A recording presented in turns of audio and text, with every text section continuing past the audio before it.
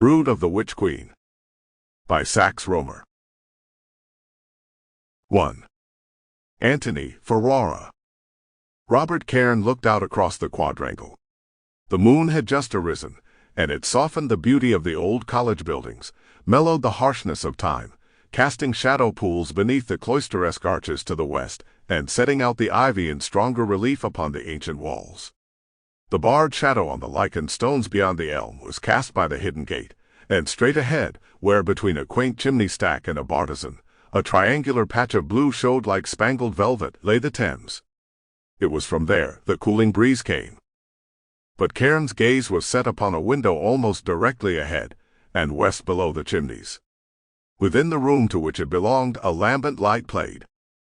Cairn turned to his companion, a ruddy and athletic-looking man, somewhat bovine in type, who at the moment was busily tracing out sections on a human skull and checking his calculations from Ross's diseases of the nervous system. "Syme," he said, "what does Ferrara always have a fire in his rooms for at this time of the year?" Syme glanced up irritably at the speaker.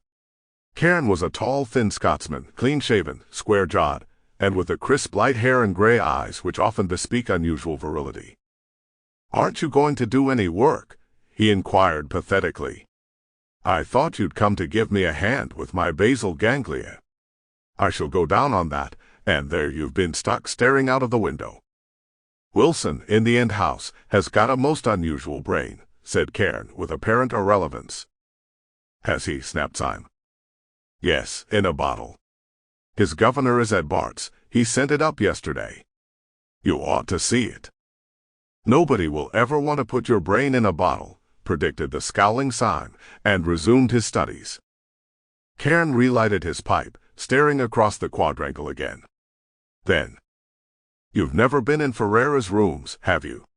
he inquired. Followed a muffled curse, crash, and the skull went rolling across the floor. "Look here, Cairn," cried Syme, "I've only got a week or so now, and my nervous system is frantically rocky. I shall go all to pieces on my nervous system. If you want to talk, go ahead. When you're finished, I can begin work." "Righto," said Cairn calmly, and tossed his pouch across. "I want to talk to you about Ferrara." "Go ahead then. What is the matter with Ferrara?" "Well," replied Cairn, "he's queer." "That's no news," said Syme, filling his pipe. "We all know he's a queer chap. But he's popular with women. He'd make a fortune as a nerve specialist." "He doesn't have to. He inherits a fortune when Sir Michael dies. There's a pretty cousin too, isn't there?"